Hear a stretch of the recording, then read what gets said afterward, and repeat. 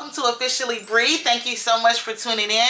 So let me first start off by saying I am so glad that I packed my hospital bag because not long after our precious daughter came into this world, so I definitely was prepared, but we're going to go ahead and get to that. Welcome to the channel. If this is your very first time here, I am Brii, and over here on my channel is all about faith, marriage, motherhood, and lifestyle. So if you like any of those, go ahead and hit that subscribe button and the notification bell so you can get notified whenever I post a new video.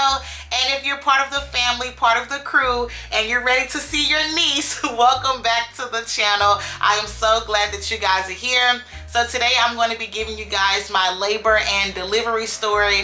About the time that I actually post this video, my baby girl would be a month old. So it's been a month since having her, and she has truly just been a blessing in our lives. Like, I cannot believe we have a little girl in the house, but she truly makes her presence known. Okay, so we're going to go ahead and get started. So if you're interested in hearing about my labor and delivery story, go ahead and stay tuned. Okay, so where should I start? If you guys do not know, of course, this is my second pregnancy. When I was pregnant with my son, towards the end of my pregnancy, in my third trimester, I did start to develop high blood pressure. I don't know how, I don't know why, but my blood pressure began to elevate towards the end of my pregnancy. So around my 36, 37 week mark, my doctor told me that basically I'm like borderline preeclampsia. And so in order to avoid all the complications that come with that, she was going to induce me at 37 weeks. And so that's what happened with my son. I was induced on a Thursday. I had him on Saturday. And that was it. So when it was time for us to get pregnant with baby number 2, I knew that it was a possibility that I will also have to deal with this high blood pressure. Again, I don't know where it comes from. I don't know why I have it. I don't know what I could have done to have possibly stopped it. I don't know. But in my second pregnancy as well with baby Cairo, I did develop high blood pressure as well. So I knew the likelihood of delivering at 37 weeks was going to be pretty high. I had my mindset already focused on that. So I knew that that was going to be exactly what was going to happen. So that's how I had everything planned out. So around the time that I had my hospital bag video, which if you have not seen, I'll go ahead and link it up there. Around that time, I was 32 weeks. So I was packing it in advance, knowing that at 37 weeks, more than likely, because my blood pressure was high again in this pregnancy, that I was going to go ahead and deliver my baby. So around the 35th week, I went to a doctor's appointment on a Monday. But let me rewind. On Sunday, I'm literally laying down on the couch watching TV on my phone, and I'm laying down on my back, and I felt the biggest move in my life by this baby. Like, it was, I actually saw it like out the corner of my eye. My stomach said whoosh, and I was like, what is that? And so I didn't know what it was. I knew that she was moving or flipping or doing something, so I don't know. So that was on Sunday. On Monday, I get to my ultrasound appointment, and it turns out that although she has been head down the entire pregnancy, she's flipped. And so at this point, she was breached. And so that was at 35 weeks. And so when I went to the ultrasound appointment and I met with my doctor as well, they told me about all the different exercises I can do to try to go ahead and turn baby. My son also was actually breached for like a week when I was pregnant with him, and I was teaching at the time. And so I went down to the nurse's office, and she gave me some ice, and I would just put some ice on my belly and try to see if the coldness would go ahead and make him move, and it did. So I was like, you know what? I'm just going to go ahead and do these exercises. I'm going to do the ice. I'm going to change my sleeping position. I'm going to do all of this since baby girl is breached. Now, mind you, this is the 35th week. Now, my doctor also told me throughout this week that she's actually going to be going out of town during my 36th week, that she will be out of town. And of course, I already had an induction date for like the second day that I turned 37 weeks. So 37 weeks in one day, I was going to be induced. So I said, well, I'm not doing anything until you come back. So I'll be waiting for you to come back from out of town, and that's when I'll get induced. She said, yes, that's fine, as long as everything is good with you that week that I'm gone. I'm going to allow you to see one of our doctors here. She's going to check you, make sure that everything is good. Now, I heard everything that she said, and I still was feeling like I'm not doing anything until my doctor returns. So 35th week passed, and then I had my 36th week. And at this point, I'm going to my appointments 2 times a week because, again, I have high blood pressure, so they're monitoring me. So I have an appointment on a Monday, and I have an appointment on a Thursday. So this next Monday appointment, I knew that I was not going to be seeing my doctor. I knew that she was out of town. I was going to be seeing another doctor. But even before I had to see that doctor, I went to go and do a growth scan for her because she was measuring kind of small. I mean, I have small babies apparently. My son came out at literally just 5 pounds and 1 ounce. So I know that I have small babies. So we had to go and do a growth scan as well as my NST, the non-stress test. And that was at a different facility down the road. So me and my husband, we went to that appointment that morning. Baby girl did amazing on her non-stress test. Everything was good. Her heart was beating just fine. Everything was good there. And then it was time to do the ultrasound to see how much she's grown or what is her growth looking like. And that ultrasound was honestly absolutely horrible. And it was horrible in the sense of I just felt like, and I'm trying to be as nice as possible with my words, I just felt like the lady who was doing the ultrasound, which again was not my doctor's office at all, I had to go to a different place.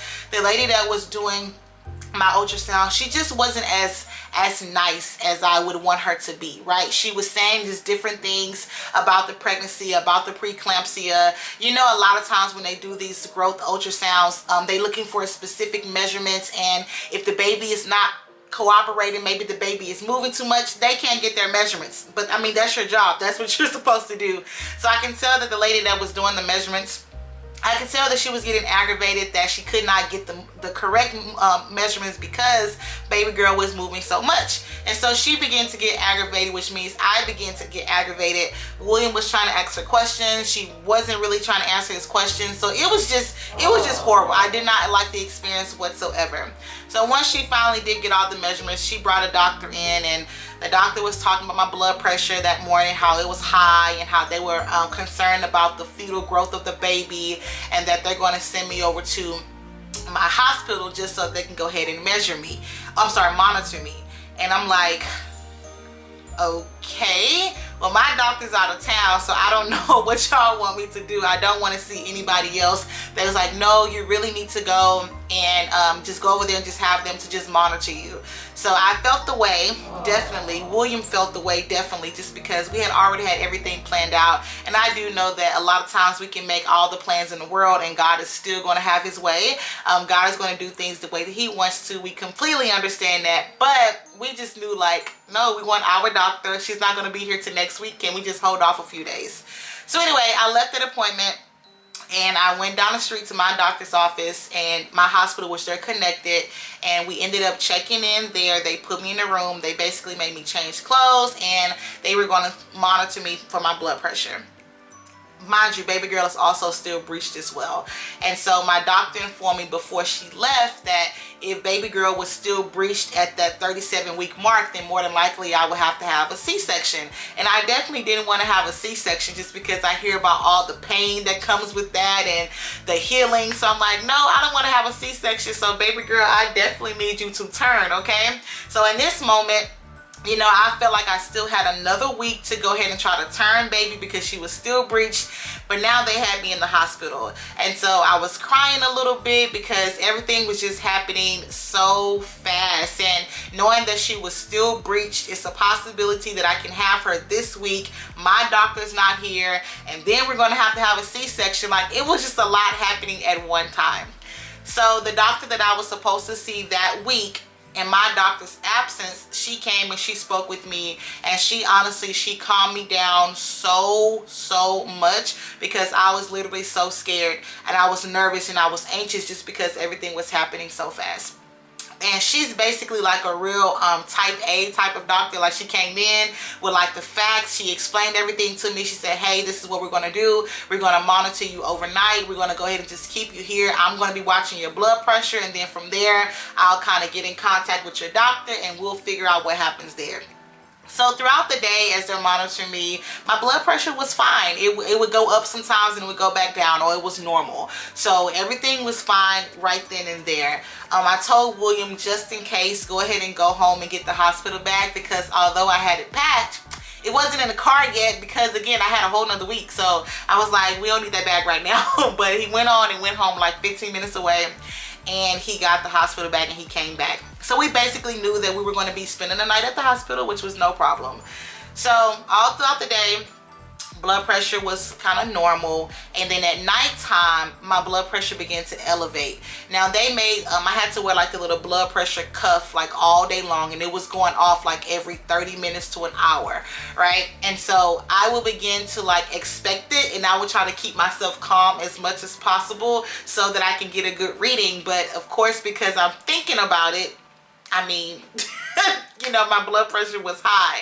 And a lot of times we check my blood pressure at home. That was actually like a mandate for me. Like, I have to check my blood pressure at home twice a day.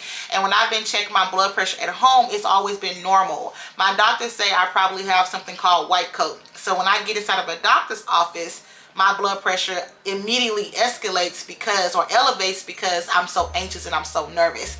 And literally every single time I go to any doctor's office, that's basically what happens. It's like, I know that you're getting ready to check my blood pressure, and it's just like, I begin to just get nervous. So all these different times throughout the day, I guess I was calm, so everything was normal. But overnight, I can tell that my blood pressure was getting high. I would begin to look over at the machine and everything. And all the nurses here were super, super nice. They tried to make me as comfortable as possible and everything, but my blood pressure was high. So they said that, you know what, we're going to have to call the doctor tomorrow.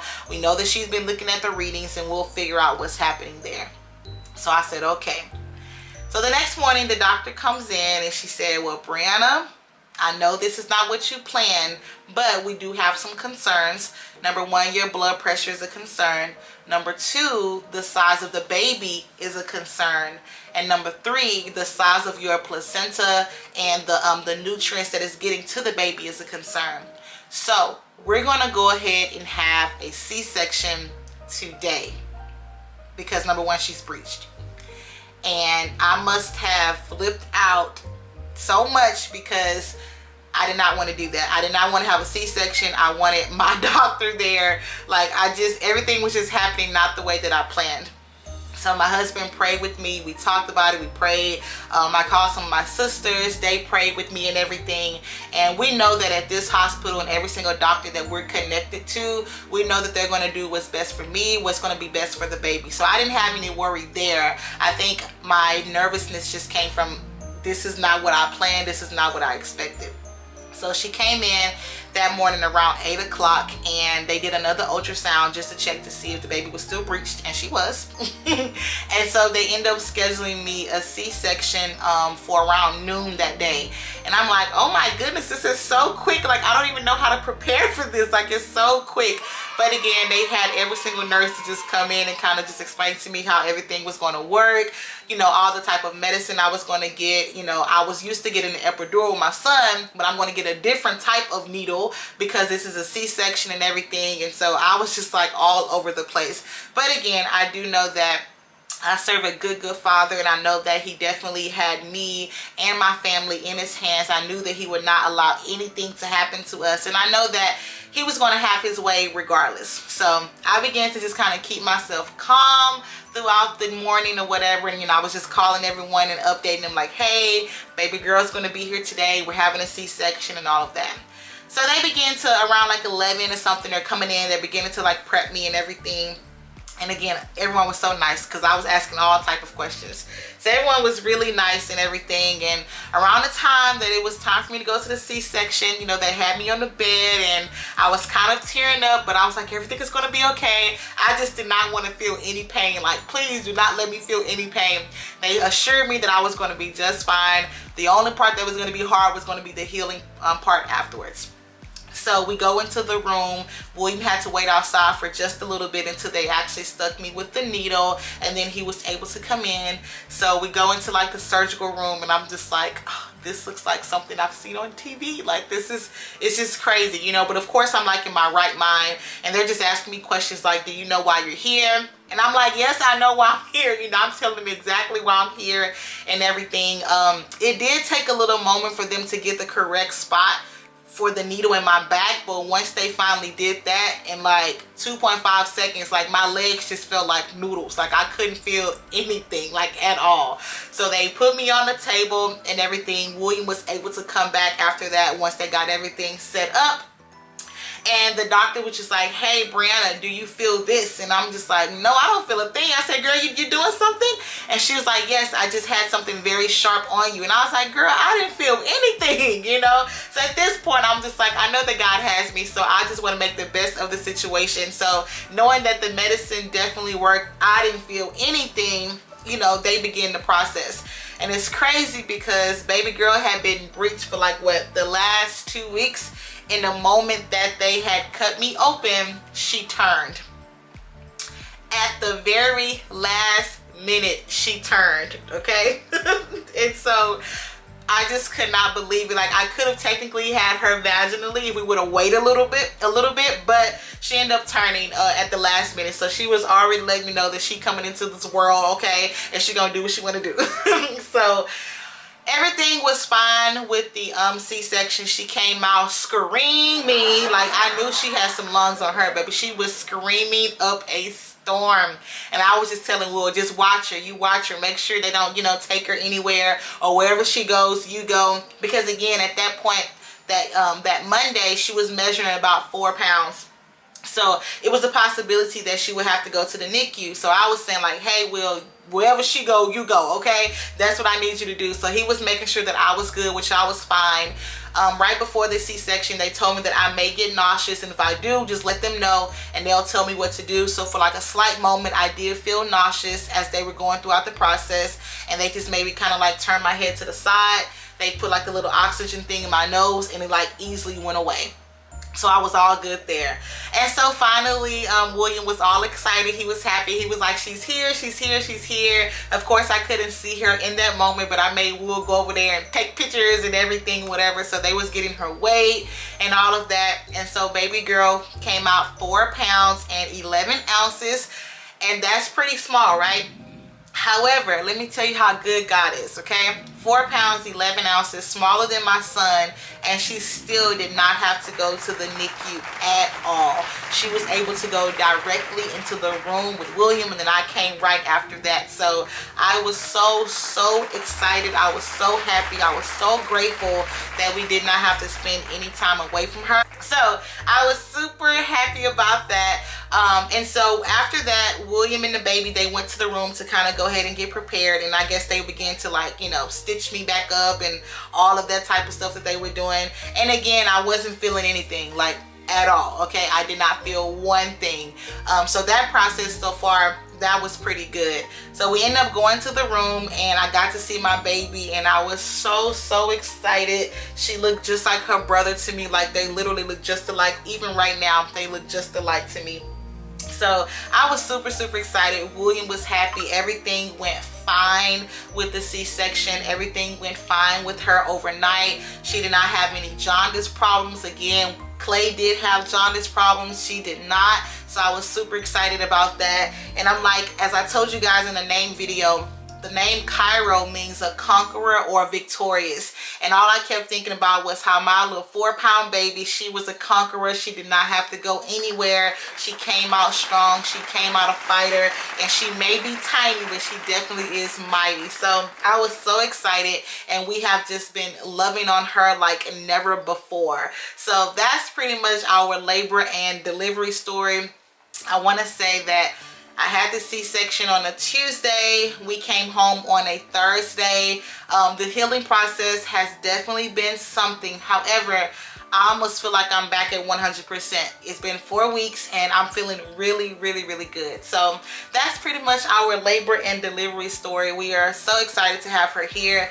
Clay has been adjusting. It's been an adjustment, but it is happening. He just gives his sister kisses all the time. So everything has been great. She has truly just rocked our world. We cannot believe that we have her here. I can't believe I'm like a girl mom. Like, That's crazy to me, but I'm so excited. So I definitely wanted to go ahead and share that story with you guys. Again, I'm fine. I feel good. Everything is healing exactly the way that it needs to.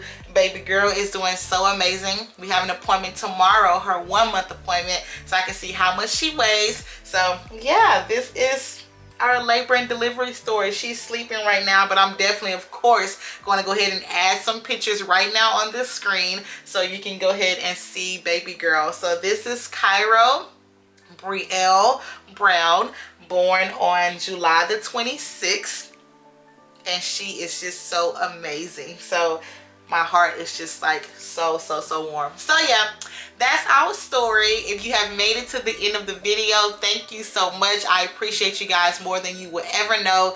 If you have not done so already, please be sure to go ahead and hit that subscribe button and the notification bell so you can get notified whenever we post a new video.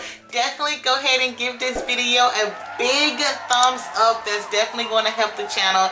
And then also go ahead and leave me a comment down below. What did you think about my experience? It definitely did not go as I wanted to, but it definitely went the way that God intended for it to go. So hey, I'm going to be happy with that. But thank you guys so much. I appreciate you guys. And until the next video, y'all be blessed. Bye bye. You want to say hello to the camera? You sleeping? Oh, she's sleeping.